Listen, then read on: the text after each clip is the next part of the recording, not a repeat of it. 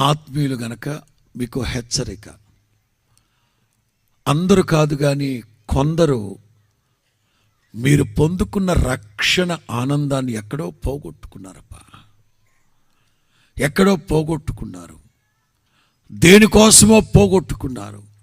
క్షణమాత్రం ఉండే సంతోషం కోసమా, లేక సుఖభోగాల కోసమా, లేకపోతే క్షణమాత్రం ఉండే సుఖభోగం కోసమా, లేకపోతే 2 అంగుళాల సిగార్ కోసమా, 2 గంటల సినిమా కోసమా పొందుకున్న రక్షణని పోగొట్టుకొని రక్షణ ఆనందాన్ని పోగొట్టుకున్నారు.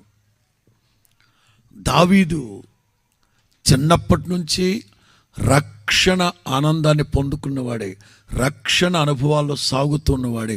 ఎప్పుడైతే బెత్షెబతో పాపం చేశాడో,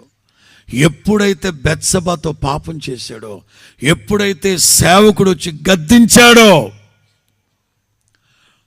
సంవత్సరం రోజుల పాటు బాగానే మేనేజ్ చేస్తున్నాడు. ఎవరికి తెలియనట్లుగా మేనేజ్ చేస్తున్నాడు.